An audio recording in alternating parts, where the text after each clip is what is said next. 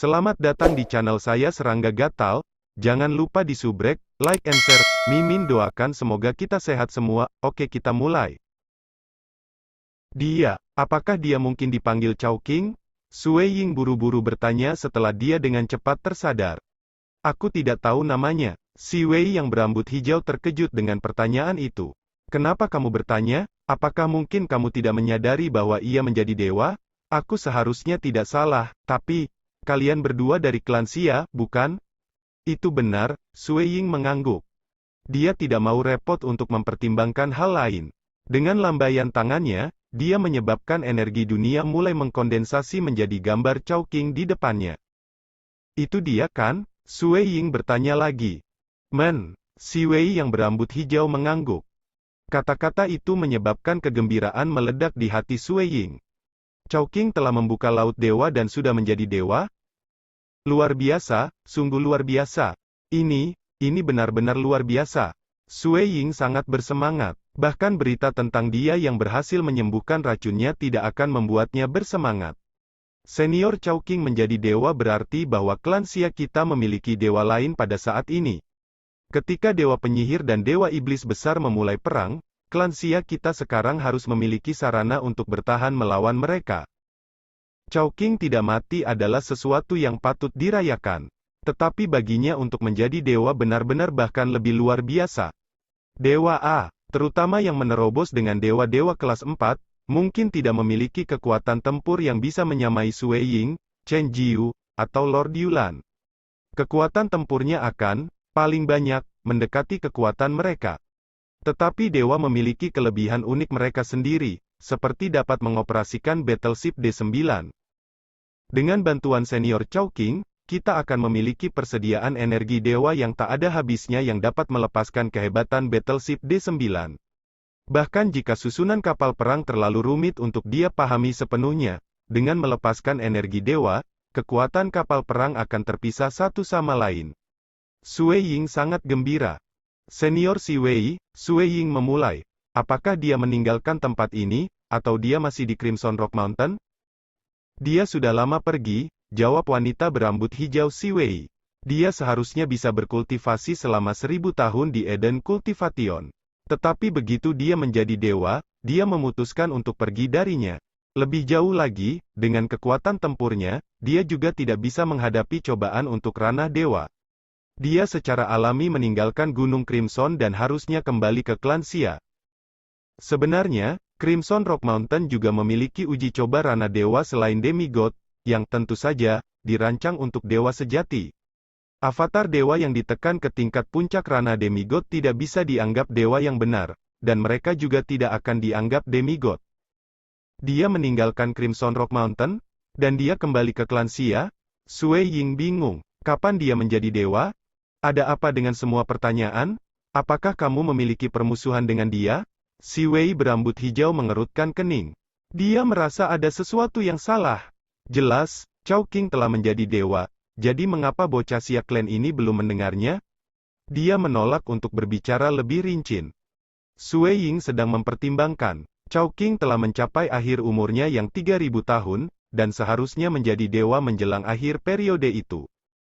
Dengan kata lain, dia seharusnya kembali ke klan Xia 1 dekade yang lalu. Sui Ying merenung, aku belum pernah mendengar tentang dia kembali. Ketika kami berada di bawah serangan Lord Yulan dan yang lainnya, Chowking juga tidak muncul. Tapi dia jelas telah meninggalkan tempat ini. Senior Chowking sekarang dapat mengontrol domain dewa, jadi dia tidak bisa mati tanpa tanda di dunia klan Xia. Hanya dengan melepaskan sedikit energi dewa, itu akan mengejutkan seluruh dunia. Ini hanya bisa berarti satu hal, dia sengaja bersembunyi.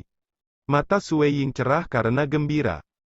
Itu benar, dia bersembunyi. Sangat mungkin masih ada pengkhianat dari fraksi iblis yang bersembunyi di antara para demigod dari klan Xia kita. Karena itu, demi persembunyian, senior Chowking belum memberitahu transenden lain, bahkan kepala istana Chen. Sui Ying mengangguk ke dalam. Kepala istana Chen mungkin benar-benar setia kepada klan, tetapi tindakannya mungkin dimata-matai oleh pengkhianat dari gelap. Hanya dengan tidak memberitahu siapapun, rahasia semacam itu benar-benar dapat disembunyikan. Jika dia mempublikasikan masalah ini, Dewa penyihir dan Dewa Iblis besar akan mengetahui dan memahami bahwa menyerang klan Xia akan jauh lebih sulit. Mereka kemudian akan memilih untuk menunggu 7.000 tahun sampai senior Chowking meninggalkan dunia dewa sebelum mereka memulai serangan mereka. Sui Ying mengerti hal ini. Dan bahkan jika mereka tidak menunda perang dan memaksa serangan terhadap dunia klan Xia, mereka kemungkinan besar masih akan mempersiapkan sesuatu di belakang punggung Chowking senior.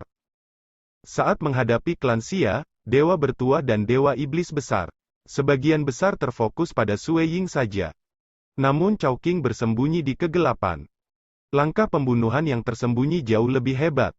Dengan menyembunyikan kekuatan kita, kita akan memiliki inisiatif ofensif di tangan kita. Sui Ying merasa senang di dalam hatinya. Senior Chowking lebih suka menanggungnya dan membiarkan Lord Yulan dan yang lain memprovokasi kita daripada bertindak secara pribadi. Benar, kita seharusnya tidak membiarkan urusan kecil memengaruhi gambaran besar. Dibandingkan dengan Dewa Penyihir dan Dewa Iblis besar, Lord Yulan dan yang lainnya, paling banyak, dapat dianggap sebagai masalah kecil. Senior Si Wei. Senyum Sui Ying benar-benar cerah. Aku memutuskan untuk melihat penciptaan langit dan bumi. Pada saat ini, Sui Ying benar-benar riang. Dia sebelumnya merasakan tekanan besar memuncak padanya karena ancaman kepunahan yang dihadapi klan Xia. Tapi sekarang, tekanan besar di punggungnya mereda, dan suasana hatinya berubah sangat baik menjadi lebih baik. Baiklah, Si Wei mengangguk sebelum melambaikan tangannya. Sebuah gelombang ruang menyelimuti Sui Ying, mengirimnya menjauh dari lokasi itu. Di dunia Xia Clan, sebuah perahu kayu mengapung di laut di sebelah pantai putih bersih, dan menaiki perahu ini adalah seorang lelaki tua yang mengenakan pakaian compang camping, yang saat ini sibuk dengan memancing.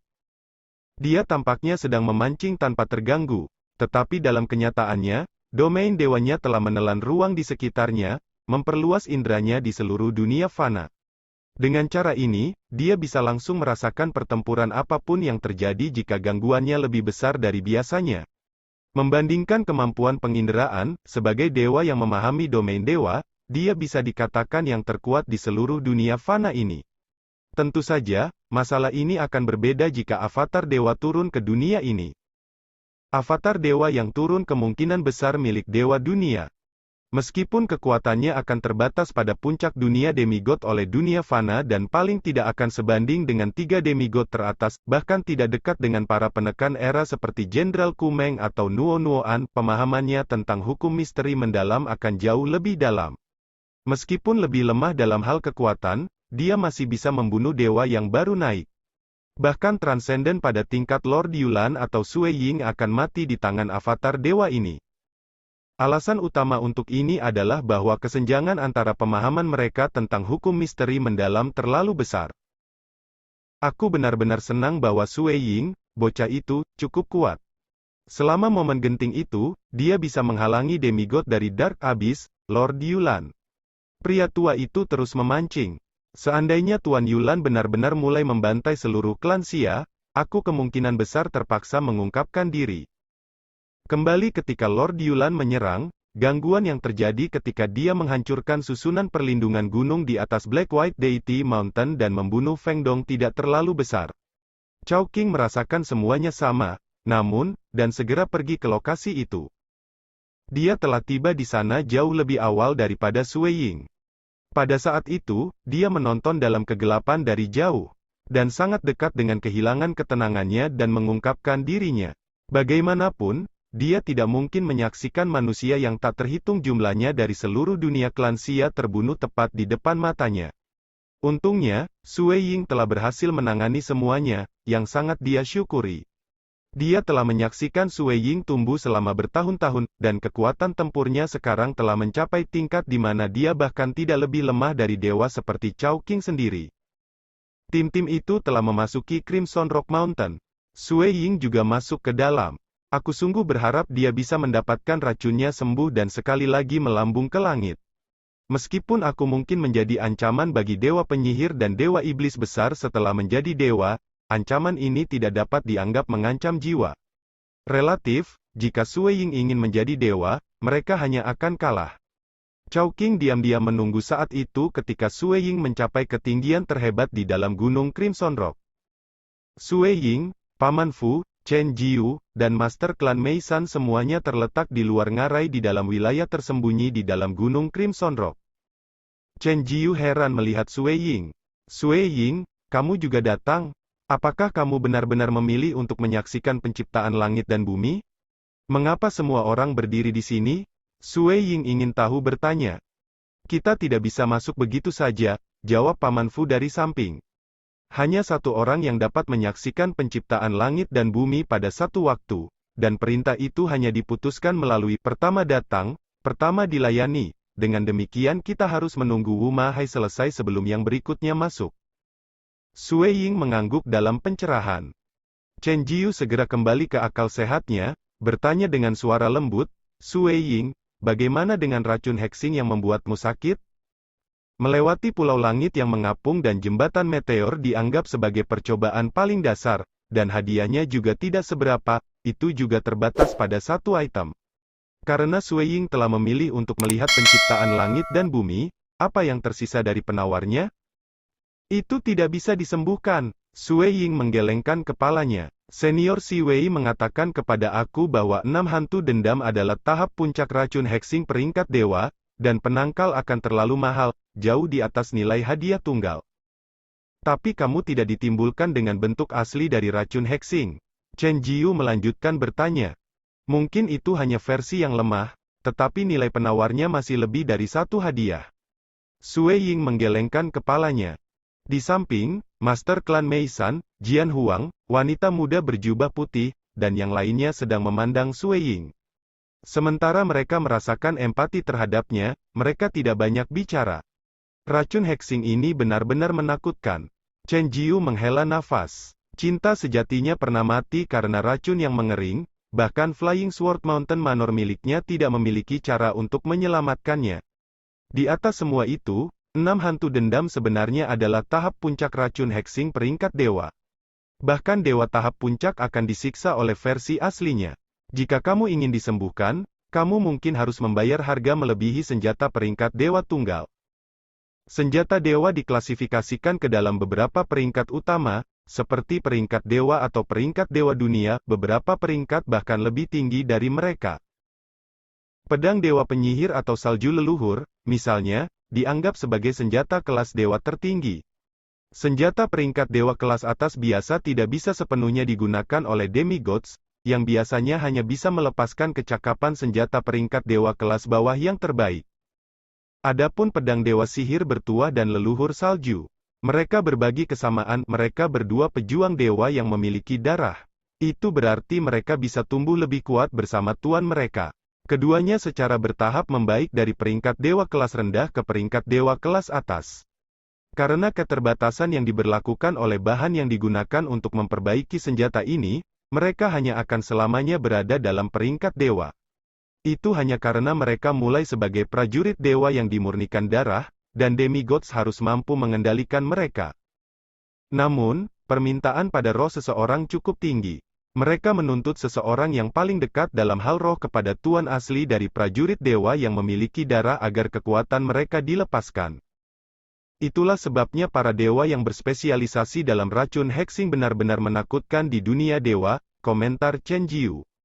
Aku hanya tidak akan pernah berpikir bahwa versi yang jauh lebih lemah yang terkandung oleh pedang dewa penyihir tidak bisa disembuhkan di Crimson Rock Mountain juga. Itu masih merupakan racun hexing tingkat dewa tingkat puncak, tambah Mei San Clan Master dari samping. Saudara sekalian, apakah kamu mungkin tidak memperhatikan bahwa hadiah yang diberikan oleh Crimson Rock Mountain ini tidak bernilai tinggi? Mereka bahkan tidak mau menyerahkan harta dewa, semua harta ini semua level demigod. Sementara itu, penghargaan nilai yang lebih tinggi seperti melihat penciptaan langit dan bumi atau memasuki taman budidaya jangan sampai kehilangan mereka. Semua orang yang hadir di tempat kejadian mengangguk. Benar, harta yang disajikan tidak terlalu berharga. Penciptaan langit dan bumi, mereka hanya menontonnya. Eden budidaya di dalam tidak meninggalkan efek pada lokasi itu sendiri. Memang, mereka hanya mengandalkan penciptaan langit dan bumi dan taman kultivasi untuk menarik transenden. Chen Jiu menggelengkan kepalanya tetapi masih tersenyum. Mereka setidaknya harus memberikan sesuatu dengan daya pikat yang cukup untuk demigods. Kalau tidak, tidak ada yang rela mempertaruhkan hidup mereka untuk datang. Kembali ke dunia dewa, Gunung Crimson Rock menarik demigod yang tak terhitung jumlahnya, dan bahkan dewa terkadang akan berpetualang di sini.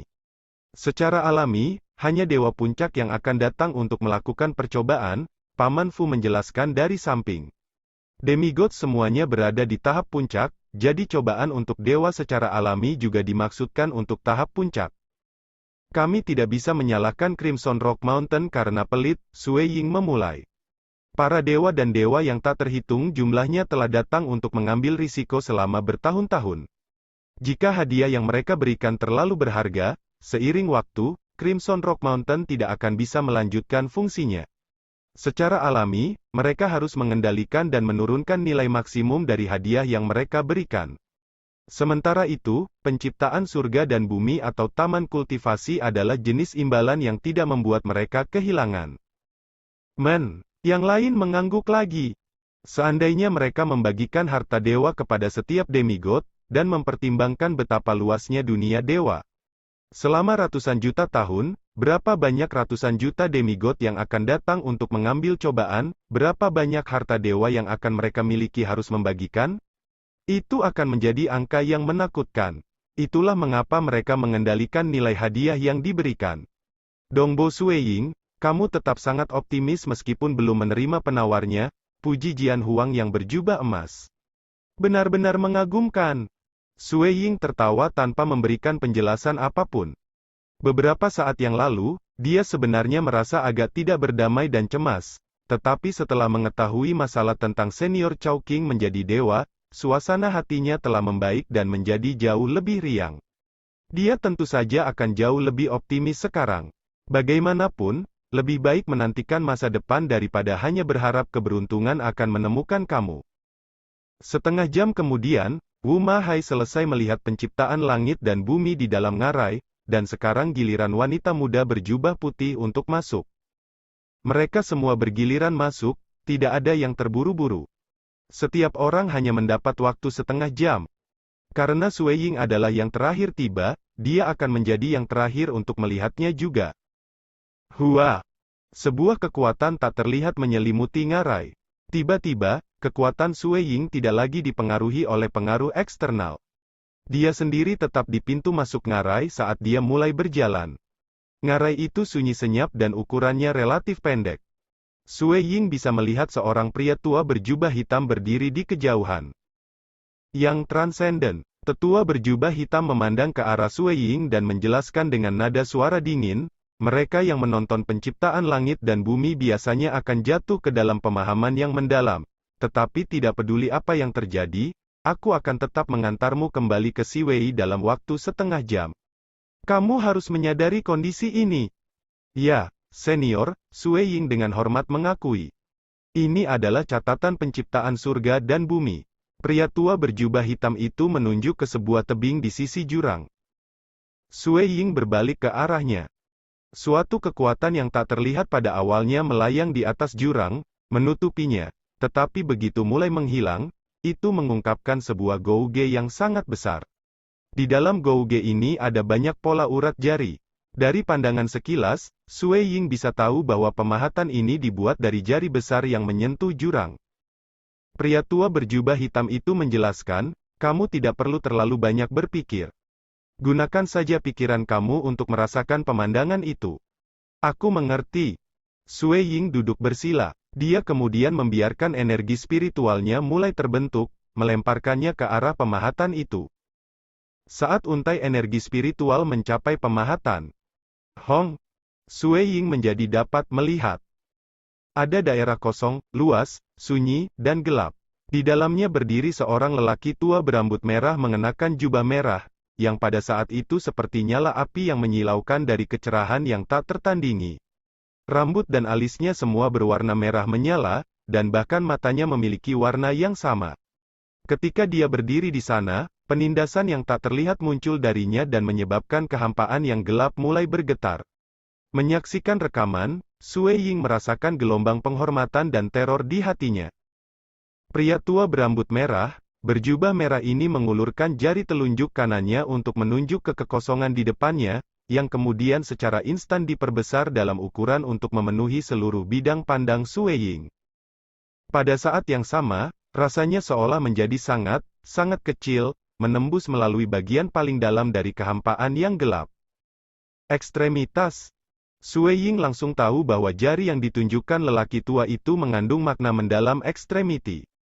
Tipnya, seperti satu-satunya titik paling ekstrim yang mungkin. Itu mewakili akhir dari semua miriad eksistensis, serta awal mereka. Hong gelombang. Dengan ketukan jari itu, kekosongan yang gelap terkoyak untuk mengungkapkan energi primitif yang tak terhitung jumlahnya melonjak keluar. Sebuah dunia dengan cepat terbentuk di sekitar titik asal tunggal itu. Waktu dan ruang mulai muncul di dunia ini. Sebuah gelombang mistis muncul untuk menutupi seluruh dunia. Tentu, ada juga sinar api yang paling mempesona yang menyelimutinya. Dunia mulai terbentuk. Ini adalah dunia yang sangat luas. Tanaman mulai tumbuh, serangga dan binatang aneh juga mulai muncul. Meskipun benar-benar berbeda dari dunia klansia dan sangat panas di alam, dunia baru ini memiliki miriad eksistensis yang sama di dalamnya. Hua! Itu sudah berakhir. Kekuatan yang tak terlihat mulai menutupi jurang sekali lagi, menghalangi Sue Ying untuk menonton lebih lama. Dia duduk bersila di ngarai, benar-benar asyik. Sebelumnya, ketika dunia muncul, hukum primitif misterius mendalam yang tak terhitung jumlahnya terbentuk di sekitarnya. Beberapa sangat dekat dengan ekstrim piercingnya, seperti jari tunggal yang telah menciptakan langit dan bumi. Gagasan yang tak terhitung mulai muncul dalam pikiran Sue Ying, dan dia tanpa sadar mulai menggerakkan jarinya. Kadang-kadang, dia mengirimnya menusuk seperti tombak, dan kadang-kadang, dia menggunakan telapak tangannya untuk melepaskan tamparan. Pria tua berjubah hitam itu melihat tanpa ekspresi menyaksikan ini terjadi. Dia sudah lama terbiasa dengan hal seperti itu terjadi. Kembali di dunia dewa, transenden yang tak terhitung jumlahnya dan bahkan beberapa dewa telah Sekian dulu update-annya, tunggu lanjutannya di channel saya Serangga Gatal, di subscribe ya guys. Terima kasih.